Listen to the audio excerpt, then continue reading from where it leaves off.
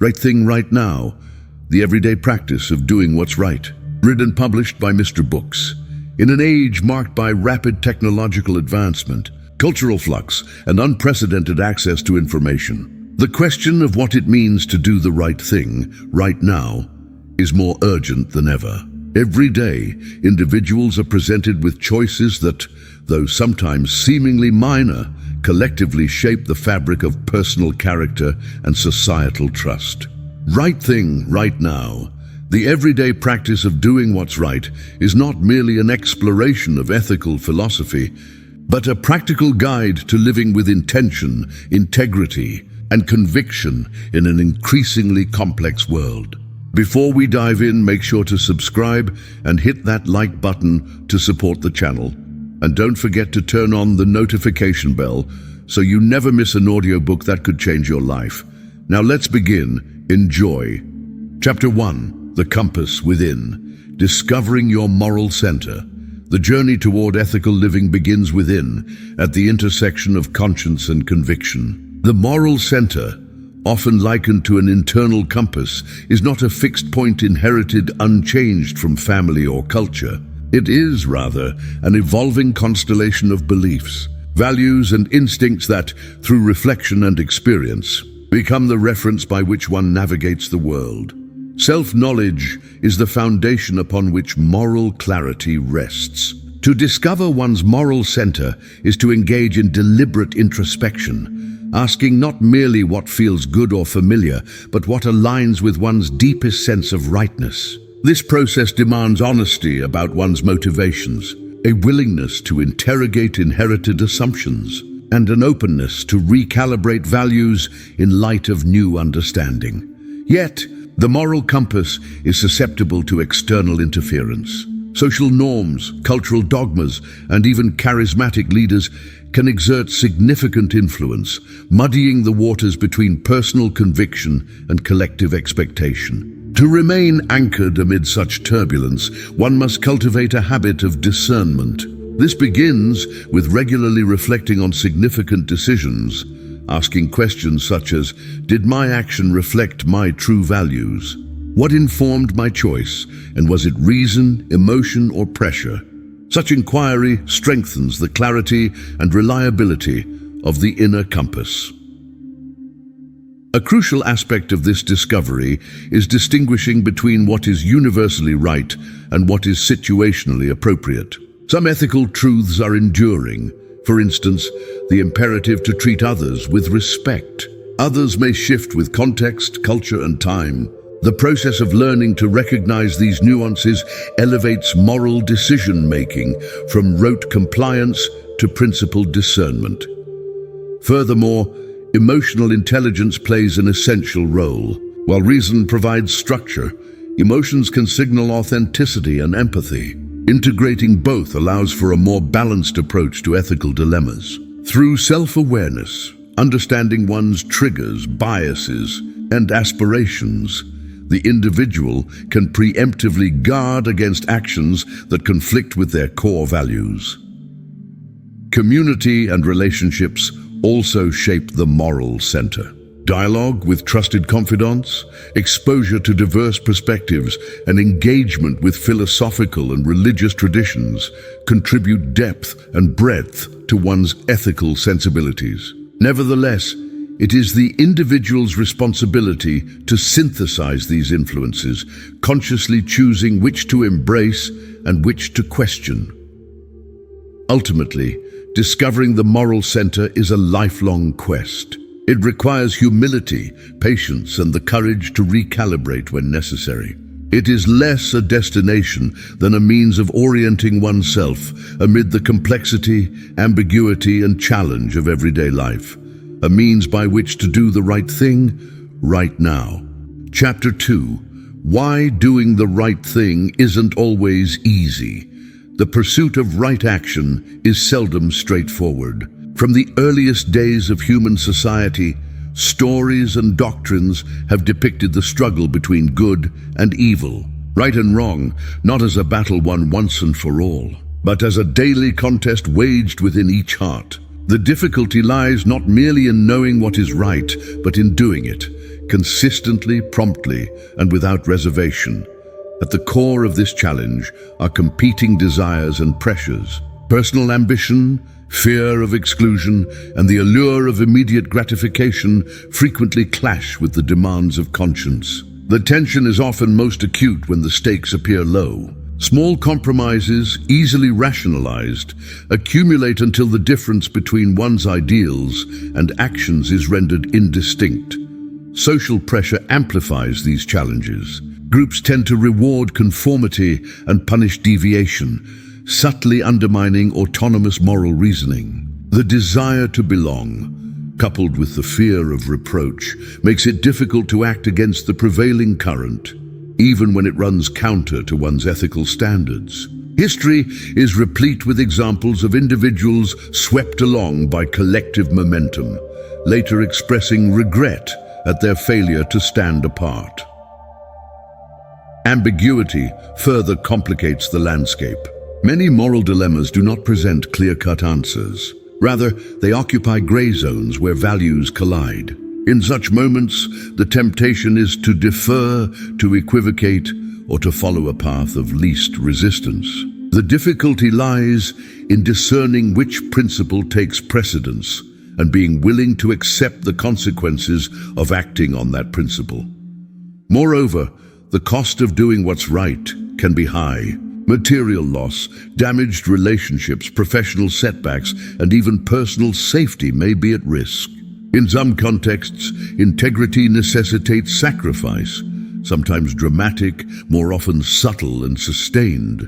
The capacity to accept such costs is a reflection of moral maturity, the recognition that character is forged not by isolated heroic acts, but by the cumulative weight of small, courageous choices. Psychological factors also play a role. Cognitive dissonance, the discomfort felt when actions and beliefs diverge, often leads individuals to rationalize poor choices, distorting reality to preserve self-image. Overcoming this requires deliberate self-examination, a willingness to confront uncomfortable truths about one's own fallibility.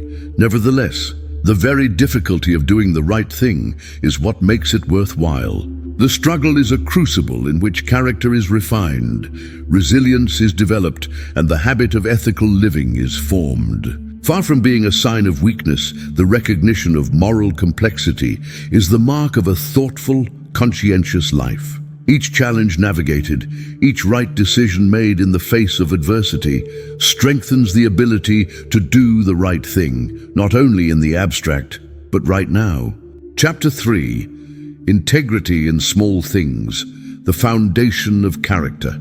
Integrity is often associated with grand gestures and momentous decisions, the honest witness in a public trial, the courageous whistleblower who risks everything for truth.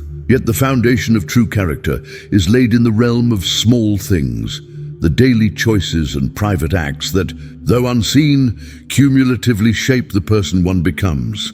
The practice of integrity begins with consistency.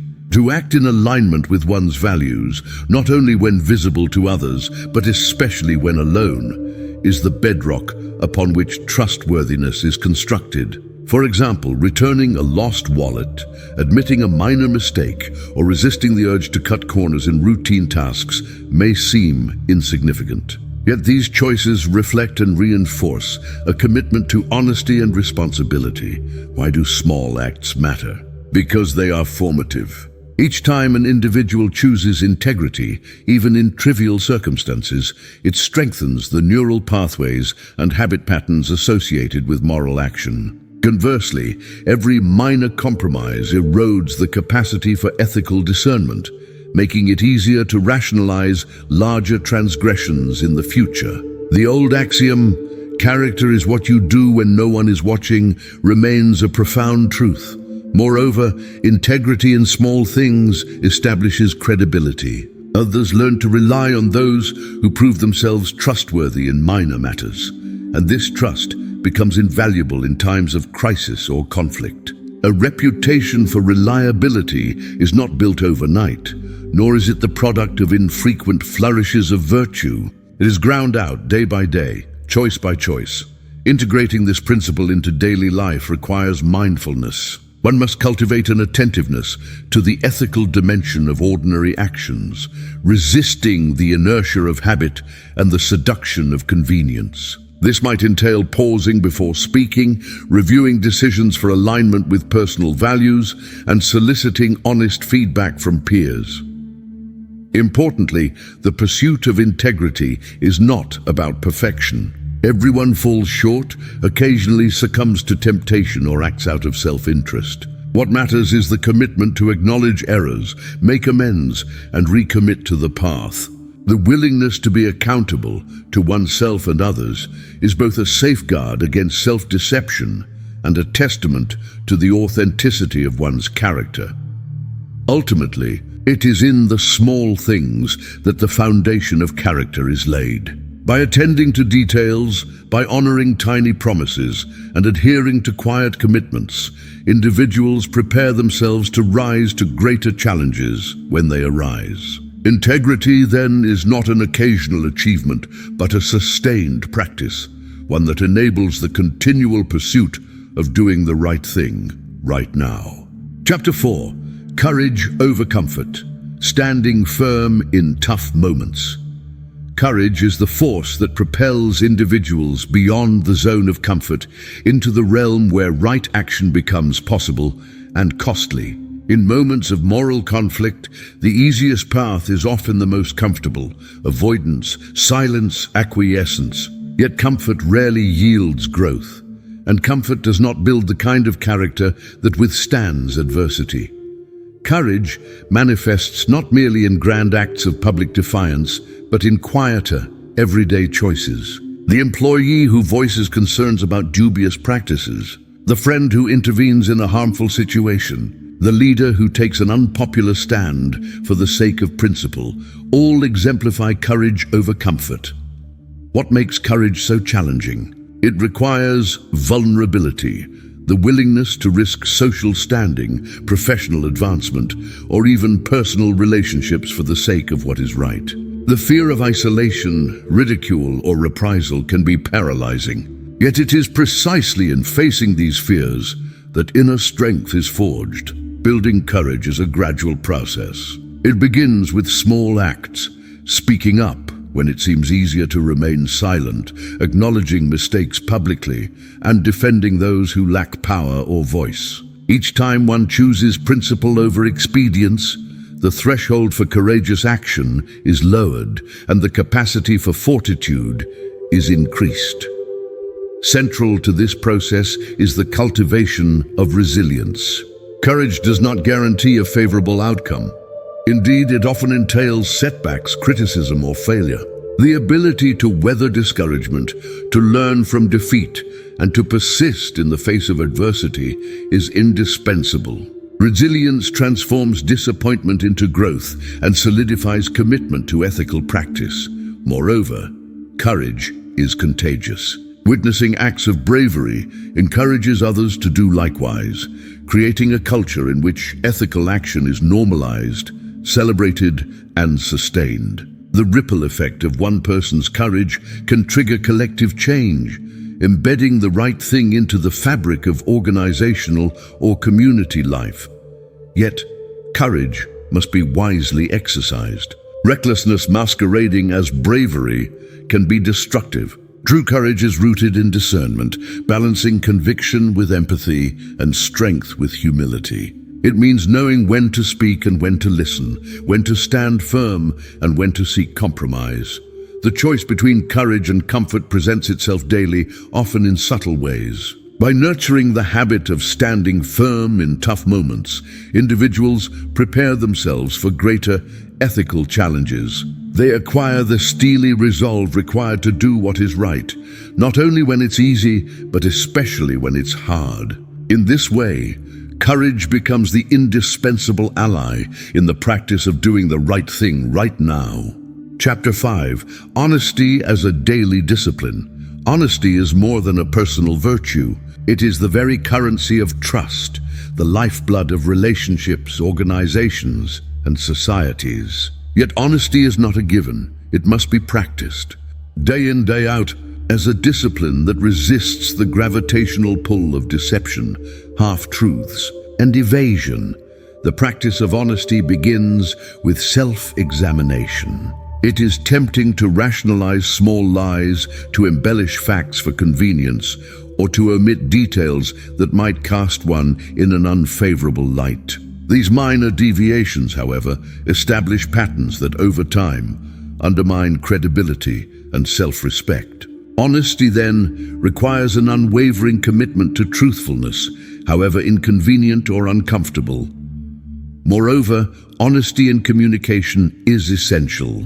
Clear, transparent, and sincere exchanges foster mutual understanding and dispel confusion. This applies not only to verbal interactions, but also to actions and intentions. To act honestly is to ensure that motives and outcomes are aligned, that promises made are kept, and that accountability is embraced publicly as well as privately. The discipline of honesty also extends to admitting errors. The willingness to confess mistakes, to own up to misjudgments, and to seek forgiveness, rather than conceal or deflect blame, signals both humility and integrity. Such admissions may be painful, but they engender respect and strengthen relationships. Cultivating honesty requires vigilance. The world abounds with incentives for dishonesty. Competitive marketplaces, high-stakes environments, and cultures that reward expedient results over principled processes. To persist in honesty, one must regularly recalibrate, asking, am I being fully truthful? Is there anything I am hiding, shading, or distorting? These questions serve as guardrails, keeping the path straight. Importantly, honesty is not synonymous with bluntness. Sensitivity, tact, and empathy are necessary companions, ensuring that truth is spoken in ways that heal, not harm. That confession serves restoration, not humiliation. Honesty must be coupled with wisdom, knowing not only what to say, but when, how, and why. Finally, honesty is generative. It builds trust, catalyzes reconciliation, and fortifies the bonds that hold people and communities together. In some cases, honesty may cost one dearly, but in the end, it lays the groundwork for peace of mind and sustainable relationships. By embracing honesty as a daily discipline, individuals elevate ordinary interactions into opportunities for virtue, forging the habit of doing the right thing right now in every sphere of life. Chapter 6. The Cost of Compromise When Values Are Tested. Compromise is an inescapable reality of human interaction. Negotiation, give and take, and flexible adaptation are hallmarks of mature relationships and thriving organizations. Yet there are moments when compromise exacts a price, when the line between pragmatic adjustment and ethical erosion is crossed, and values are put to the test. The cost of compromise is most evident in situations where principles are clear, but pressure is intense. The temptation to bend rules, overlook misdeeds, or dilute standards in the pursuit of expediency is powerful. Such decisions may yield short-term gains, avoided conflict, financial reward, or social favor, but the long-term consequences can be devastating. First, compromise undermines self-respect. When one acts against deeply held convictions, a sense of inner dissonance takes root. Over time, this diminishes self-trust, fostering guilt, anxiety, and regret. The disjunction between professed values and real actions breeds cynicism and moral fatigue. Second, compromise corrodes trust. Others observe and interpret actions. When consistency falters, credibility suffers. Reputation, built painstakingly over time, can be swiftly damaged by a single act of duplicity or betrayal.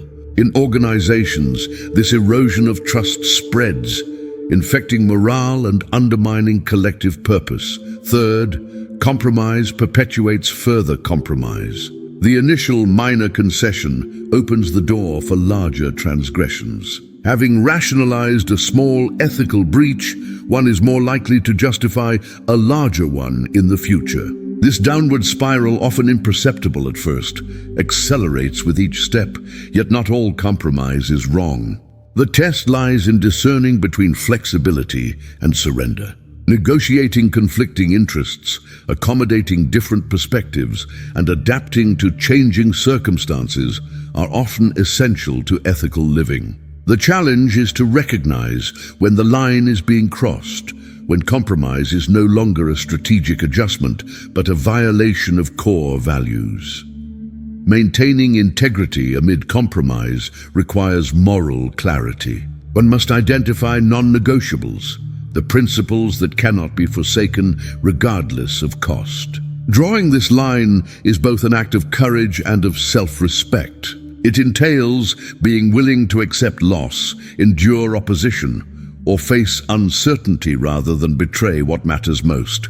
When values are tested, the true measure of character emerges. Individuals and organizations must be willing to pay the price for integrity, recognizing that the rewards, peace of mind, trust, authentic relationships, far outweigh the fleeting benefits of compromise. In every moment of decision, the practice remains: do the right thing right now. Chapter 7. Listening to Conscience, the quiet voice of truth. The conscience is a subtle guide, a quiet, persistent voice that urges, cautions, and directs toward the path of right action. Though easily obscured by noise, distraction, or rationalization, the conscience remains the most faithful ally in the pursuit of ethical living.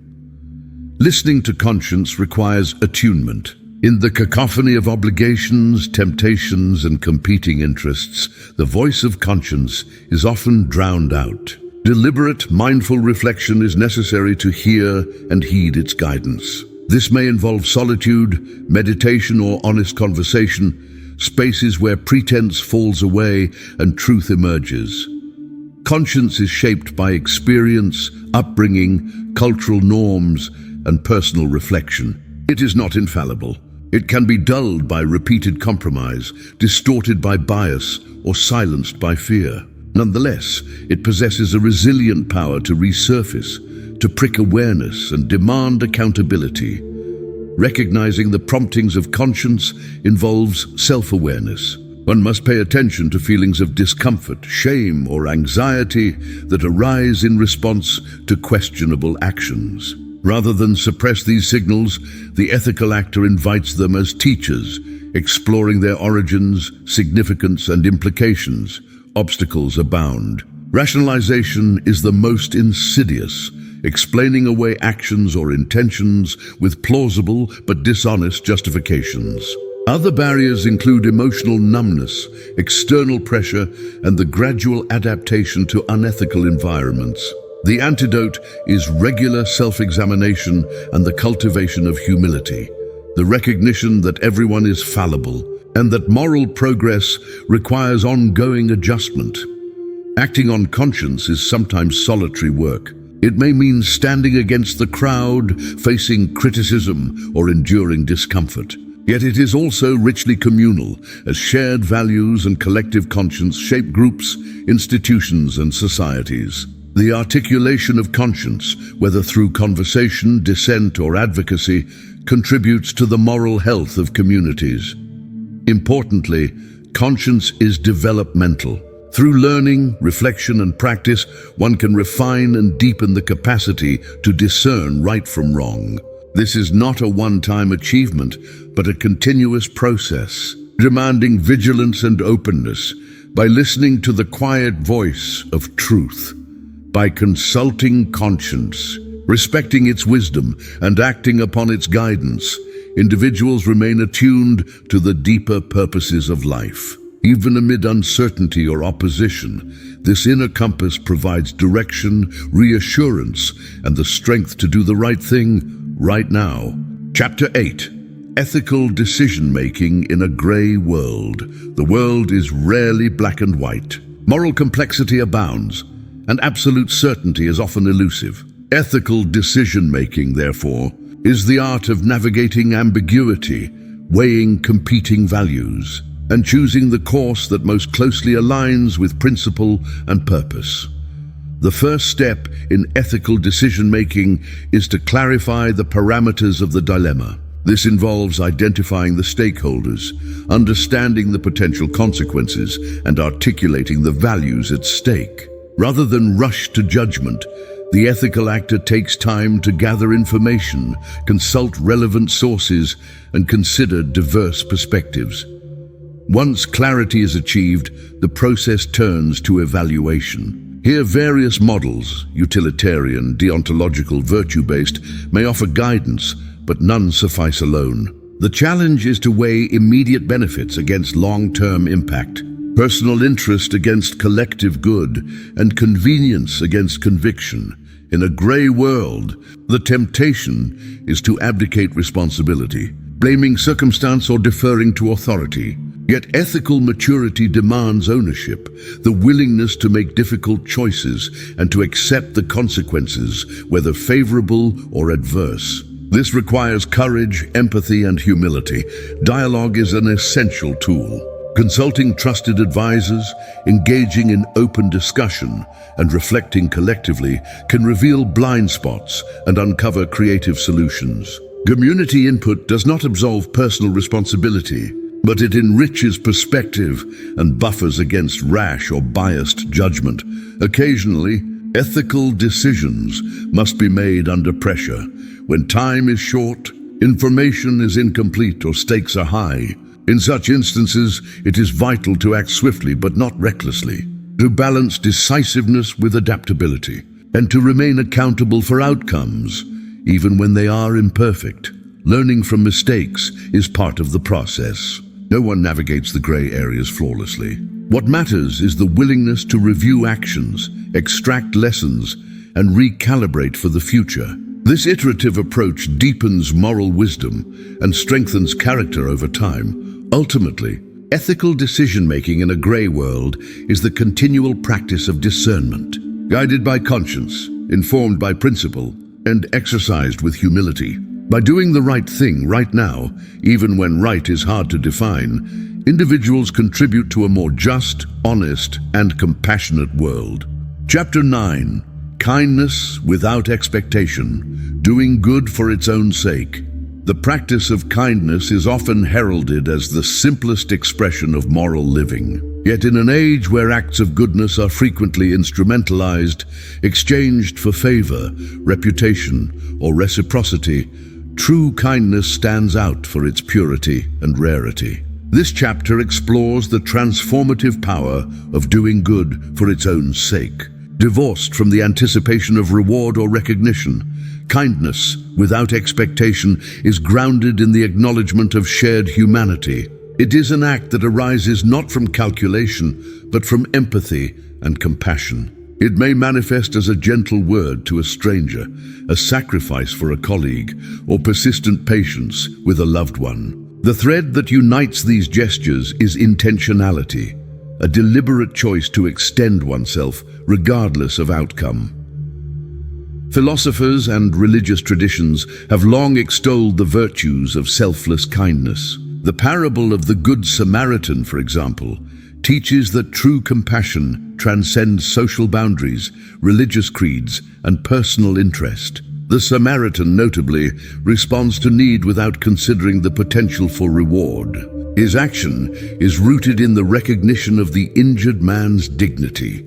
Contemporary research in psychology offers further support for the benefits of unconditional kindness. Studies have shown that those who habitually act kindly, expecting nothing in return, exhibit increased psychological well-being, resilience, and even physical health. Such actions reinforce the neural circuits associated with positive emotion, fostering an internal sense of satisfaction and purpose that external acknowledgement cannot replicate.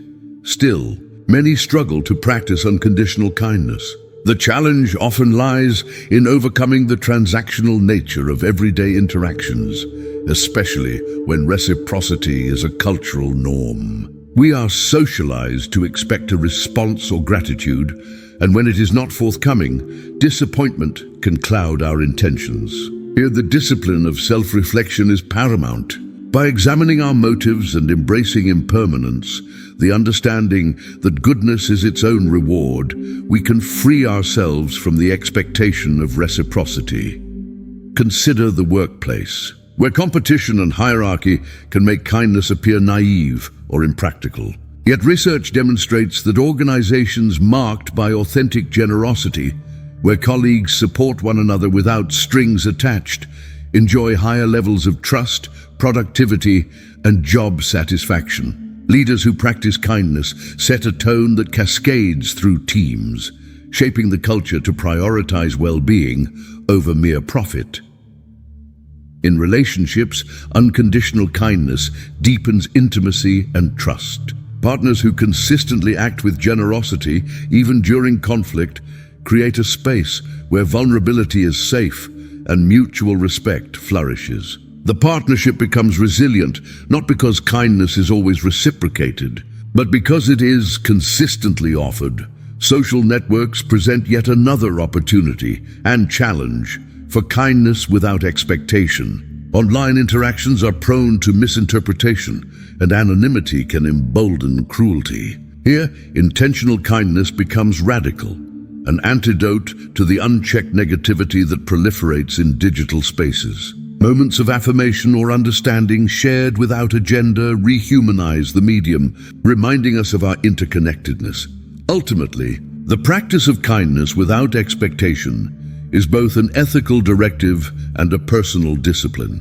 It calls for vulnerability, patience, and courage. It requires that we relinquish the urge for recognition and cultivate compassion as a practice. In doing so, we align ourselves with the deepest sources of moral action, reaching out, healing wounds, inspiring hope, and nurturing community. Such kindness is neither weak nor naive. Rather, it is transformative, a force that radiates beyond the individual, reshaping cultures and redefining the contours of moral living. To do good for its own sake is to affirm the dignity of others, and just as importantly, to fortify our own integrity. It is through these quiet, persistent acts that we become agents of change in ourselves and the world. Chapter 10. Respecting Others.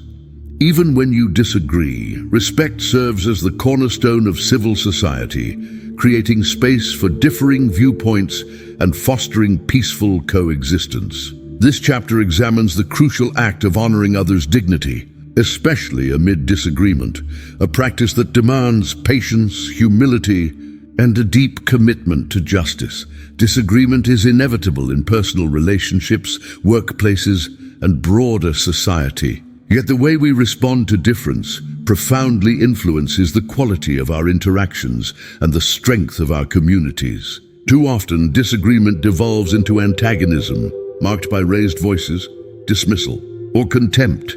Genuine respect calls for another path, one where recognition of the other person's humanity supersedes personal ego or the drive to win an argument.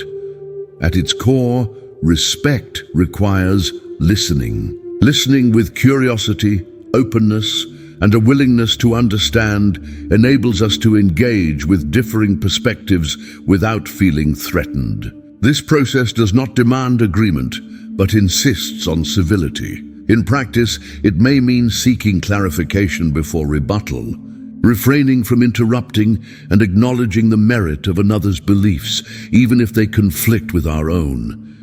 History offers countless examples of respectful disagreement fueling progress. The debates that shape democracies, the dialogues between religious traditions, and the negotiations in conflict resolution are all grounded in the willingness to honor those with whom we differ. Such encounters are not devoid of friction. Indeed, growth often emerges from constructive tension. Yet respect ensures that dissent does not devolve into hostility. One of the most powerful manifestations of respect is found in the ability to separate ideas from identity. When people can disagree on issues without questioning the worth or morality of the other, they create conditions for empathy and learning.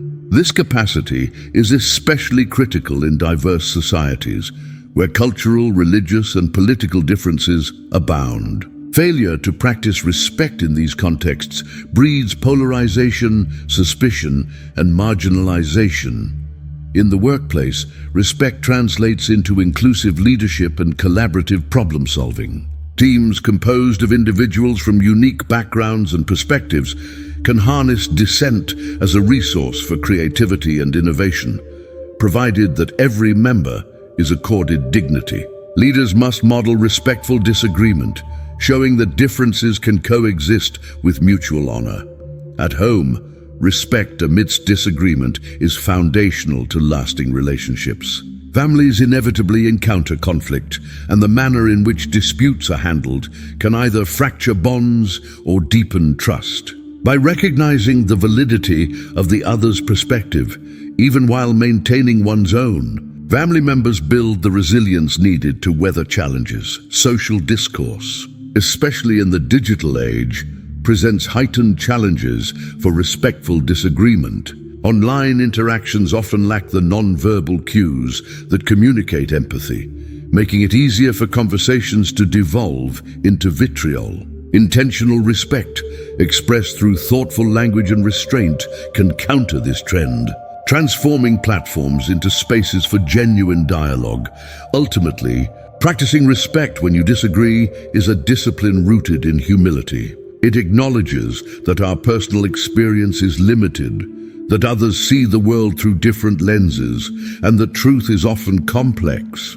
It is an act of faith, believing that every person has intrinsic worth, regardless of their positions or beliefs. Respect in disagreement is neither passive nor compliant. It does not require surrendering conviction or silencing dissent. Rather, it calls for vulnerability, the willingness to be wrong, to learn, and to coexist with uncertainty. When practiced consistently, it nurtures trust, deepens understanding, and lays the foundation for peaceful, just societies. By committing to respect in moments of difference, we declare the value of every person. We affirm their right to belong, to be heard, and to be honored, even when consensus is elusive. In this way, respect becomes not just a social norm, but a moral imperative, a practice that dignifies both the individual and the collective. Chapter 11. Responsibility and accountability, owning your actions. Responsibility and accountability lie at the heart of ethical conduct. They bridge intention and action, ensuring that individuals are not only aware of the consequences of their behavior, but also willing to answer for it. This chapter explores the art of owning one's actions and the transformative power of admitting mistakes, making amends, and building trust through reliability. Responsibility begins with the recognition that our actions affect others. It is a readiness to acknowledge the impact of our choices and to accept the duty that comes with freedom. In practical terms, responsibility is enacted in daily life, meeting commitments, in caring for those dependent upon us, and fulfilling roles with diligence and integrity. Accountability deepens this ethic, demanding transparency and honesty in the face of error or failure. To be accountable is to resist the urge to deflect, rationalize, or blame others, and instead to candidly assess one's own decisions and their consequences. This process builds character, for it is in the crucible of self-examination that moral growth occurs. The practice of accountability often evokes discomfort. Admitting fault exposes vulnerability and can trigger fear of judgment or reprisal. Yet such candor is essential for healing, learning, and building trust. When leaders, for example, acknowledge mistakes and share lessons learned, they set a tone for organizational accountability, encouraging others to do likewise. Transparent cultures, those where errors are addressed rather than concealed, foster innovation, resilience, and community. Responsibility and accountability are not merely individual virtues. They are communal practices.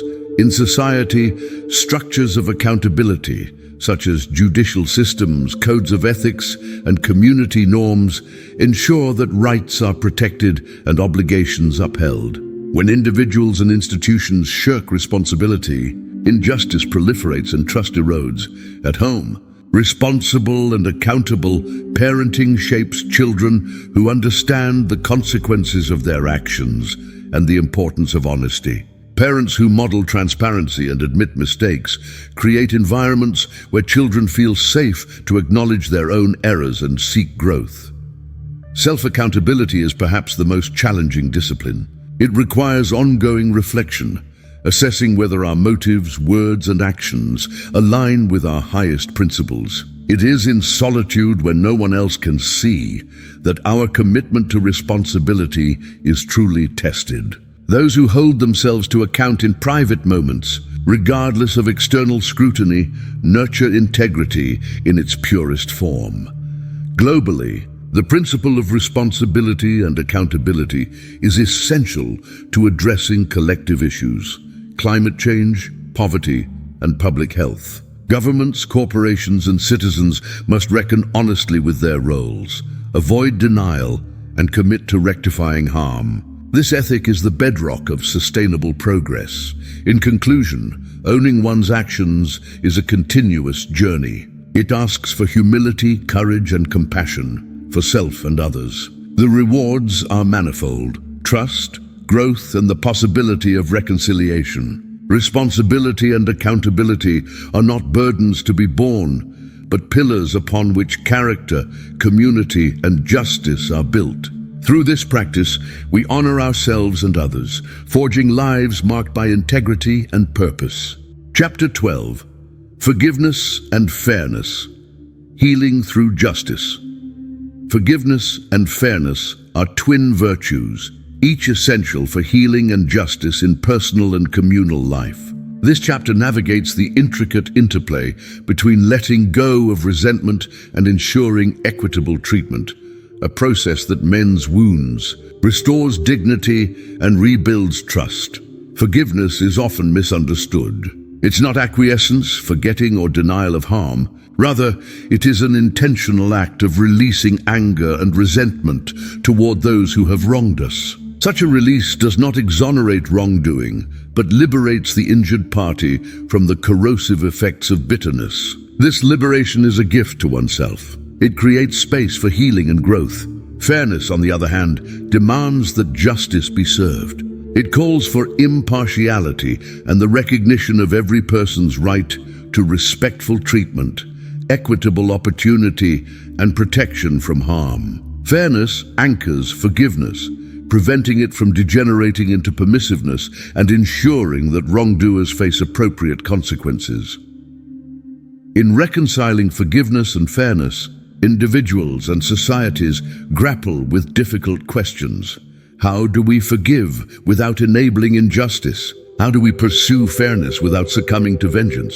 The answer lies in balancing compassion and accountability, a process exemplified in restorative justice practices. Restorative justice brings together victims, offenders, and community members to address harm, foster understanding, and chart a path toward resolution. It insists upon accountability and reparation, while also facilitating forgiveness and trust. Through honest dialogue and the acknowledgement of pain, both parties are given the possibility to heal. In personal relationships, forgiveness is the linchpin of resilience. Partners, friends, and family members inevitably hurt one another, and the willingness to forgive opens the door to reconciliation. Such forgiveness is not unconditional. It is predicated on remorse, change, and mutual respect. Simultaneously, fairness must be maintained so that patterns of harm do not persist unchecked. Community life offers further examples of forgiveness and fairness at work. Societies fractured by historical injustice, racial discrimination, violence, exclusion require both individual and collective efforts to forgive injuries and to enact policies that repair and prevent harm. Truth and reconciliation commissions, apology, reparation, and institutional reform are all manifestations of this dual ethic. Forgiveness and fairness extend beyond interpersonal dynamics to broader ethical considerations. In the justice system, for instance, mercy and equity must coexist. Sentencing that acknowledges remorse and the possibility of redemption reflects a commitment to both healing and integrity. Practiced together, Forgiveness and fairness transform relationships and communities. They dissolve the toxicity of resentment, restore hope, and create conditions for lasting peace. They challenge us to transcend self-interest, honor the dignity of all parties, and commit to the difficult work of justice. Healing through justice is a radical act. It demands courage to face pain, admit error, and risk vulnerability. It also requires discipline to enforce boundaries, prevent recurrence, and maintain equity. When practiced faithfully, forgiveness and fairness weave together the threads of community, repairing lives and forging societies built upon trust, compassion, and moral resolve. Chapter 13, The Ripple Effect: How One Right Choice Inspires Many. The impact of a single right-minded choice extends far beyond its immediate context. It generates a ripple effect that influences individuals, communities, and even the broader culture. In this chapter, the transformative power of moral action is examined not just as an isolated event, but as a catalyst for widespread change. Every person, through action or inaction, shapes the environment around them. A single act of kindness, honesty, or courage can inspire others to emulate virtue, forging a chain of goodness that multiplies across time and space. Social psychology describes this phenomenon as moral contagion, wherein ethical behavior prompts analogous responses within social networks. Consider the story of a commuter who, upon seeing someone struggling with heavy bags, stops to help. Witnesses, emboldened by the example, are more likely to offer assistance to others in future encounters. This principle, known as the pay-it-forward effect, is documented in both laboratory studies and real-world observations. The ripple effect is especially pronounced in positions of leadership. When leaders act with integrity, courage, or compassion, they establish norms that shape expectations and behavior within organizations. The tone set from the top cascades through every layer of the hierarchy, influencing cultures and practices. In families, acts of generosity or forgiveness have intergenerational implications. Children who observe parents prioritizing righteousness, especially in difficult moments, often internalize these values, replicating them in their own relationships and communities. The ripple effect is not limited to virtuous acts. Negative choices can likewise propagate harm. The spread of cynicism, dishonesty, or cruelty signals the importance of mindfulness in everyday decisions. Each person's example matters, positively or negatively, because it sets a standard, invites reflection, and fosters imitation. Communities can harness the ripple effect intentionally, cultivating cultures of accountability, kindness, and justice. Collective efforts, such as neighborhood cleanups, anti-bullying campaigns, or inclusion initiatives, leverage individual actions for widespread benefit. When people shift from passive observation to active participation, the effect is exponential. In society at large, movements for social change are often sparked by the courage of a few determined individuals. Figures such as Rosa Parks, Malala Yousafzai, and Mahatma Gandhi illustrate how the steadfast pursuit of what is right alters the course of history. Their example mobilizes others, demonstrating the cumulative impact of ethical action. The ripple effect underscores the importance of choosing rightly, even when the stakes seem small. No act is insignificant. Each choice sends waves through the fabric of human connection. By embracing this principle, individuals become agents of transformation, inspiring hope, correcting injustice, and carving pathways for reconciliation. Ultimately, the everyday practice of doing what's right is a model for leadership at all levels. By understanding the power of example and nurturing virtue through consistent action, we create environments where rightness is not just possible, but inevitable. The ripple becomes a tide, shaping society and sustaining moral vision across generations. Chapter 14: Doing Right in Relationships, Work, and Society. The practice of righteousness is most fully realized in context, within relationships, workplaces, and societal structures. This chapter examines how ethical principles are enacted across these domains, exploring the unique challenges and opportunities each presents.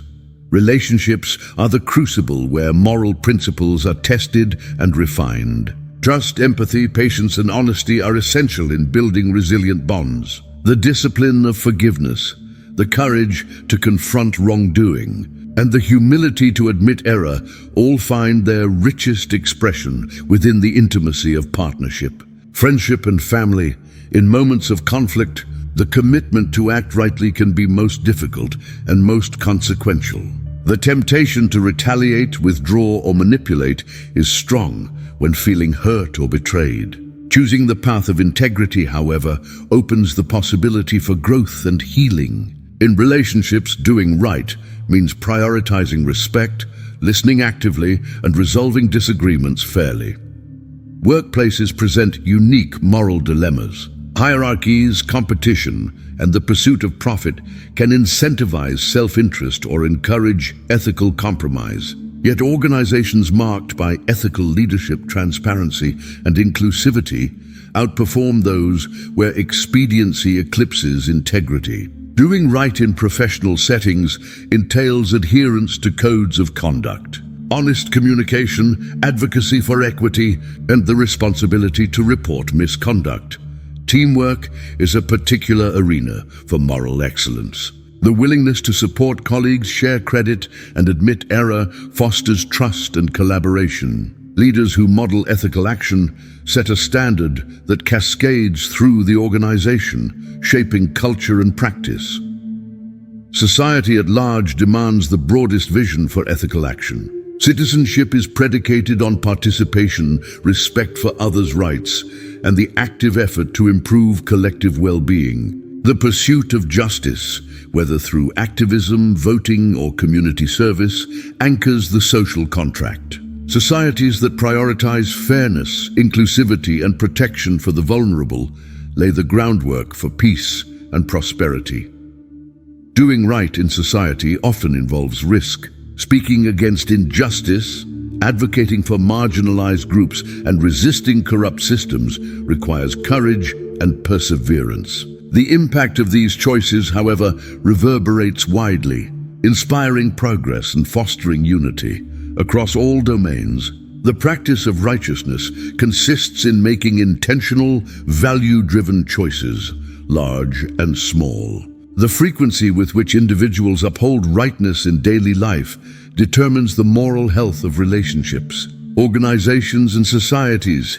Ethical action is not the product of perfect knowledge or flawless judgment. It is forged through reflection, self-correction, and the willingness to learn from error.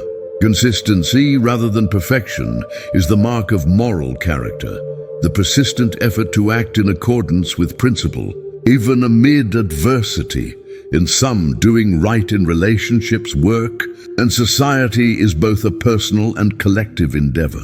It is the work of a lifetime, a continual process of striving, failing, learning, and renewing commitment. By anchoring daily choices in the practice of rightness, individuals and communities build legacies of trust, flourishing, and justice. Chapter 15, The Role of Empathy in Moral Clarity. Empathy stands as the cornerstone of moral clarity, an intrinsic human capacity to perceive and resonate with the feelings, needs, and perspectives of others.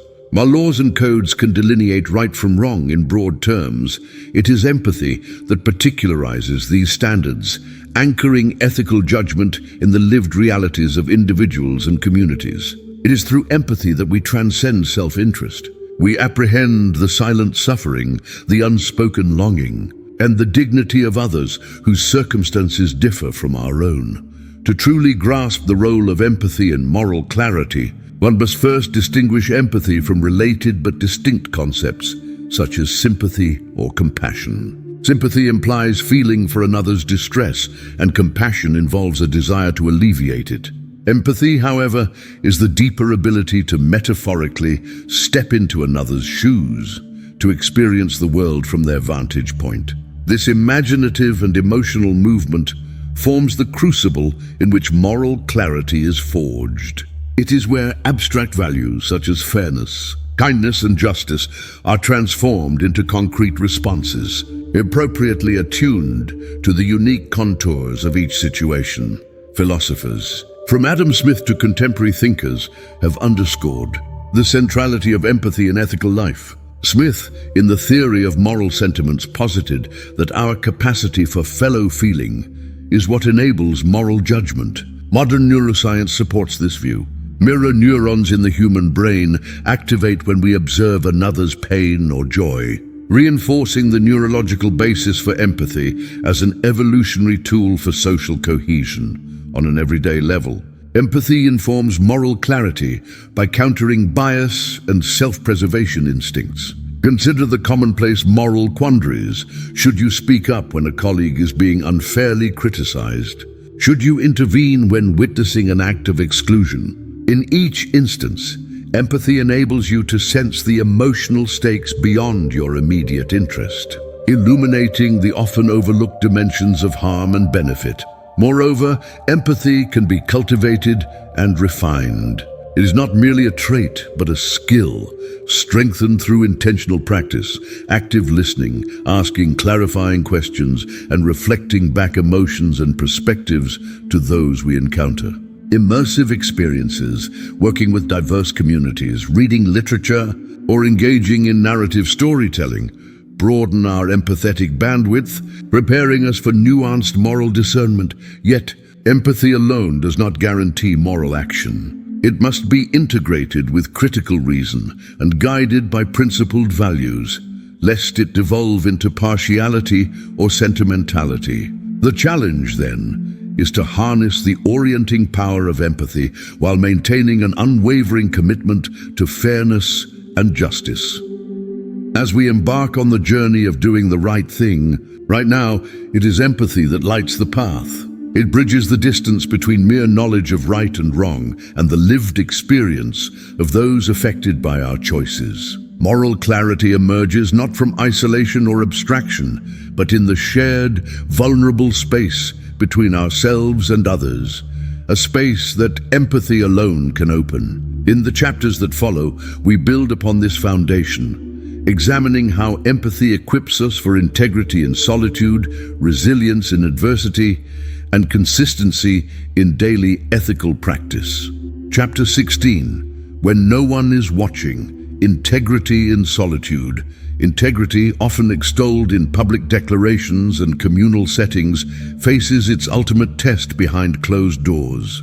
In solitude, unwatched and unrecorded, the individual confronts their truest moral self. Here, shielded from external judgment and detached from the social incentives that often encourage good behavior, the question looms, who are you when absolutely no one is watching? The literature of ethics, from ancient philosophy to modern psychology, persists in identifying this private theater as the bedrock of character. Aristotle spoke of virtue as a habit cultivated until it becomes second nature.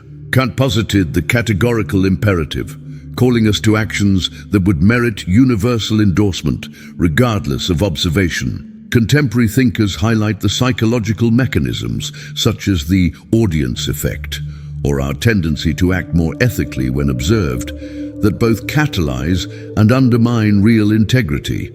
Yet, genuine integrity arises when the reason for right action is internal, rooted not in surveillance but in self-congruence. To be integrated, literally to be made whole, is to align one's outward actions with inner principles, regardless of applause or scrutiny. This alignment is the crucible in which moral autonomy is tested and tempered. Integrity in solitude is critical for individual, relational, and social flourishing. On a personal level, it is the foundation of self-respect and confidence. Each decision made rightly, regardless of external reward, strengthens the muscle of moral independence. This kind of self-congruence reduces internal conflict, fostering peace of mind and authentic happiness. Conversely, choices made against one's deepest values create dissonance, guilt, and anxiety, eroding the self from within. Relationally, integrity is the invisible currency of trust. Even when others cannot directly observe your choices, the quality of your character inevitably manifests over time. Relationships built on surface-level compliance or expedience tend to fracture when tested. Those rooted in true integrity weather storms and deepen in mutual respect. At the societal level, the cumulative effect of millions of private ethical choices composes the moral atmosphere of communities, building cultures of trust, safety, and reliability. Cultivating integrity in solitude requires deliberate practice and vigilant self-examination. It involves regular reflection, asking oneself not merely what do others expect, but what do I truly believe is right? Meditation, journaling, and other contemplative practices can aid in this journey, illuminating areas of compromise or self-deception. Seeking feedback from trusted mentors or confiding in accountability partners also supports ongoing growth, as true self-knowledge is often difficult to achieve in isolation. However, the journey is not unidirectional or unblemished. Occasionally, solitude reveals our failings, moments when expedience or temptation prevails. Such missteps are not occasions for self-condemnation but for learning. By treating private lapses as opportunities for growth, we can reinforce a commitment to doing the right thing, not just in solitude, but in all realms of life. Ultimately, integrity in solitude is the living proof of our deepest commitments. It is the truest test, the most honest mirror. By choosing what is right when no one is watching, we lay the groundwork for an ethical life, one that withstands pressure, transcends circumstance, and shines with quiet resilience. The coming chapters crystallize how such a character is built not by extraordinary acts, but by the disciplined, daily practice of right action in every context, starting now. Chapter 17. Learning from mistakes without losing your way. Mistakes are an inevitable feature of the human condition. Perfection is not attainable. Every individual, regardless of intention or diligence, will at some point falter in judgment, impulse, or execution. Yet it is not the existence of these errors, but our response to them, that distinguishes the truly moral life. The path of ethical living is not linear but iterative, forged in the crucible of self-awareness, humility, and constant recalibration. When confronted with a misstep, be it a lapse in judgment, an act of omission, or a failure to uphold a value, it is natural to experience shame, regret, or disillusionment. However, these emotional responses, while painful, can serve as catalysts for growth when navigated with intention. The crucial first step is to acknowledge a mistake candidly, without blame-shifting or defensive rationalization. Honest self-appraisal provides the soil in which wisdom can take root. From a moral perspective, mistakes are invaluable teachers. They reveal blind spots and challenge self-conceptions of goodness that may be illusory. The process of confronting our errors fosters humility, an essential virtue in ethical life. It reminds us that knowledge is always partial, motivations are often mixed, and vigilance is perpetually required.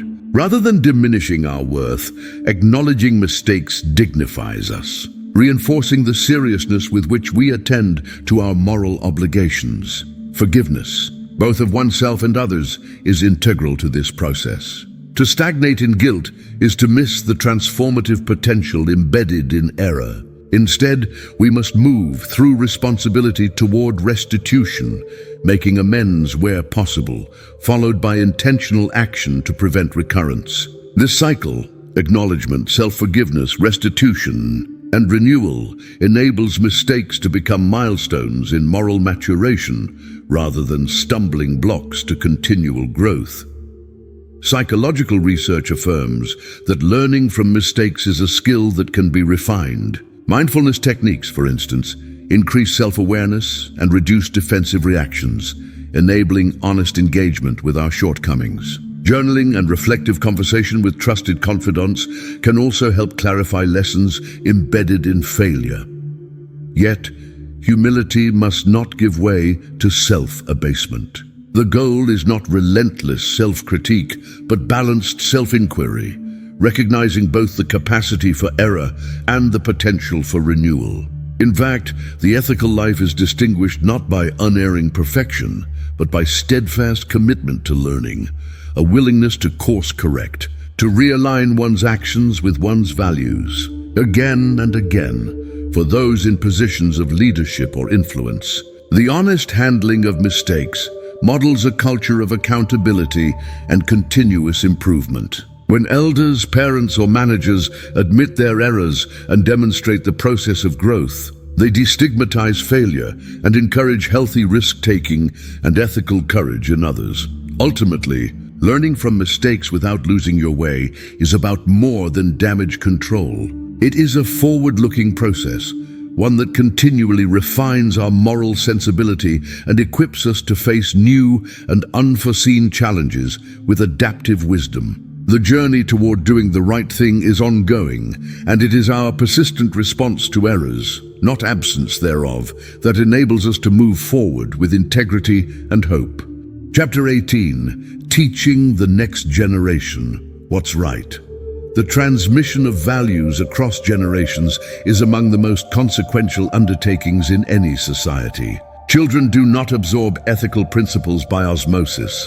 They are shaped and sometimes misshaped by the examples, instructions, and cultures in which they are embedded. To teach the next generation what is right is to engage in the careful, ongoing work of moral formation, recognizing that each interaction leaves an indelible imprint.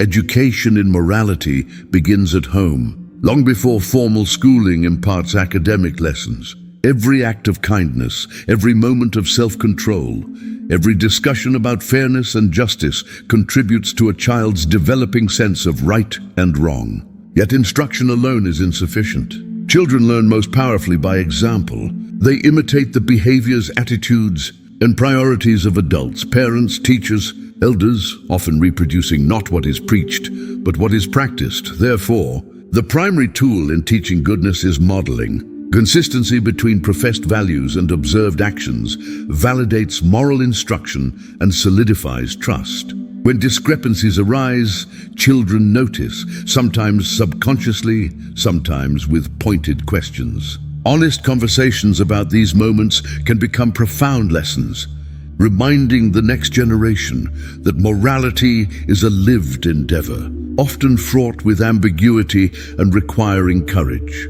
Formal education also plays a vital role in shaping ethical sensibility. A curriculum that integrates critical thinking, empathy-based pedagogy, and ethical dilemmas invites students to grapple with complex questions and develop moral reasoning. Discussions should include not only clear-cut examples, but also the ambiguous real-world scenarios that demand nuanced judgment. Encouraging open dialogue, curiosity, and respectful disagreement fosters intellectual humility and prepares young people for the ethical complexity of adult life. Outside institutions, community involvement is equally influential. Sports teams, faith groups, clubs, and volunteer opportunities provide arenas where principles meet practice. These collective contexts reinforce social responsibility and multiply the pathways through which values are internalized.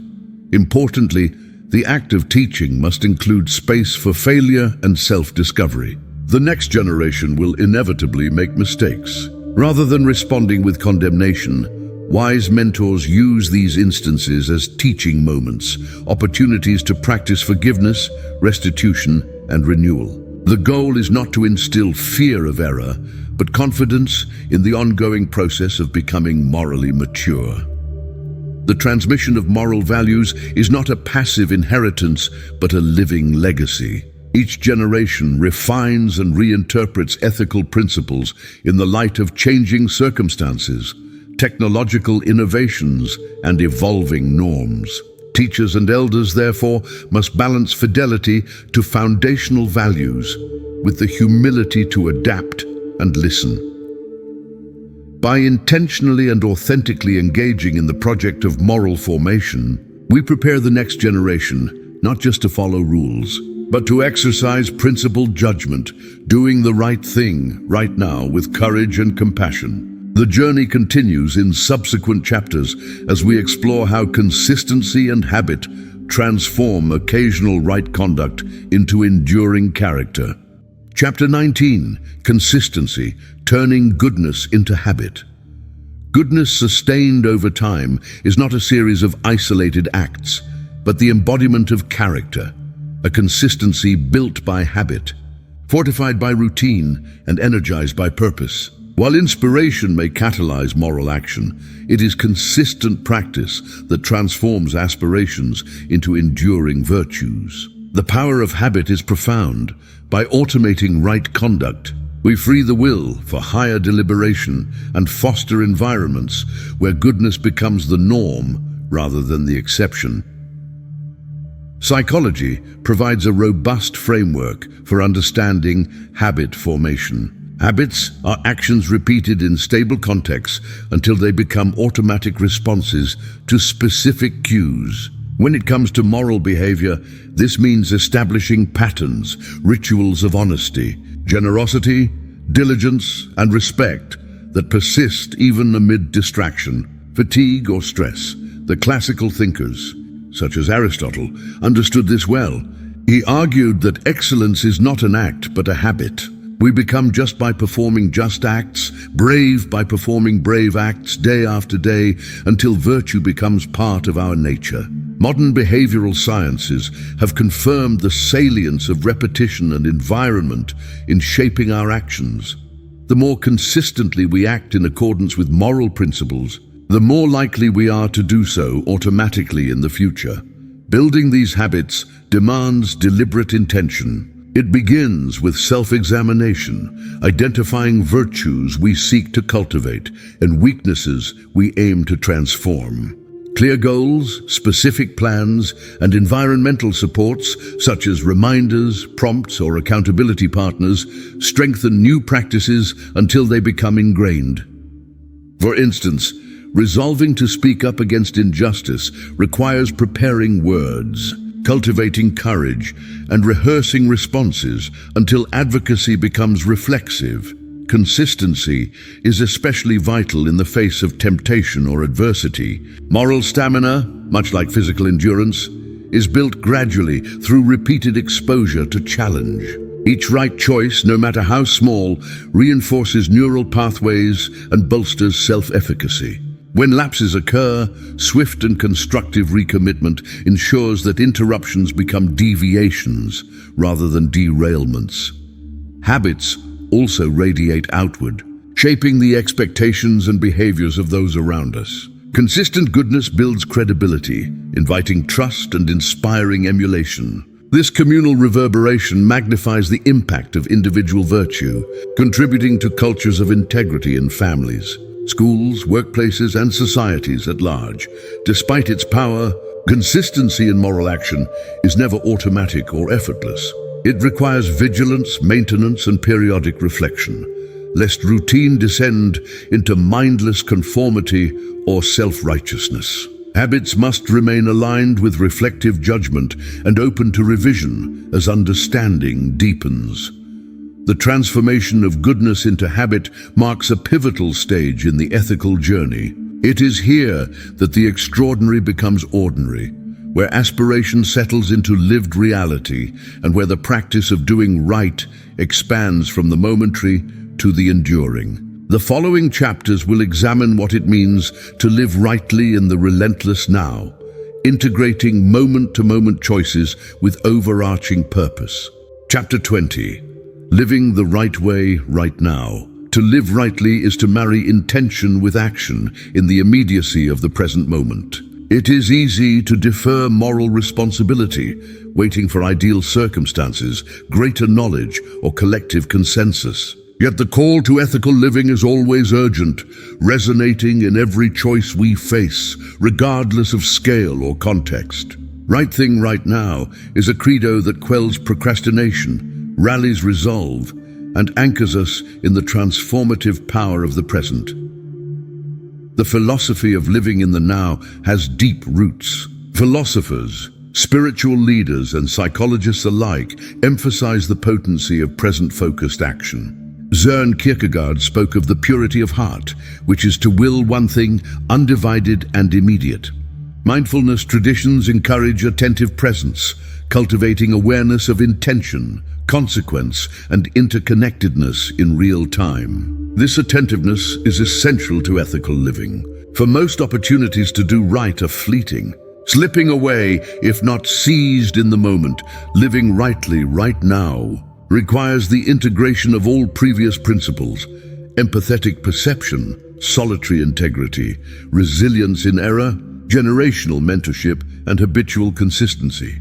It means recognizing that each circumstance, no matter how mundane, carries the potential for moral excellence. Everyday encounters, a conversation with a stranger, a decision at work, a response to adversity, are arenas in which character is both tested and revealed. Practically, living right now entails decision-making guided by reflection, yet unencumbered by indecision. It demands readiness, a heart and mind prepared by daily practice to respond swiftly and appropriately to emerging needs. This readiness is not reckless impulsivity, but disciplined responsiveness, acting with conviction even when ambiguity lingers. Barriers to immediate moral action often arise from fear, doubt, or complacency. We may hesitate, rationalize, or defer, waiting for external validation or perfect clarity. Overcoming these barriers demands courage, a willingness to act as if, trusting that commitment to right action will refine judgment and deepen understanding over time. Additionally, living the right way now fosters self-transcendence. Rather than fixating on self-image or future reward, the individual immerses in the needs and realities of the moment, seeking to contribute constructively regardless of recognition. This form of attentiveness is inherently rewarding, imbuing daily life with meaning and coherence. While perfection remains ever elusive, the aspiration to do the right thing right now propels us ever forward. Each act of courage, kindness, or honesty ripples outward, amplifying the reach of our integrity and inviting others to join in the continual renewal of ethical life. In attending to the immediate, we ultimately shape the enduring. As the book concludes, the challenge remains: make the choice. Do the right thing, not tomorrow or when convenient, but now. In so doing, you contribute not only to personal fulfillment, but to the ongoing project of building a world where justice, compassion, and integrity are more than ideals. They are practiced realities, one moment at a time. If you found this video helpful, inspiring, or entertaining, don't forget to hit that like button. And if you're new here, make sure to subscribe and turn on the notification bell so you never miss out on future content. Your support means the world. Let me know your thoughts in the comments below.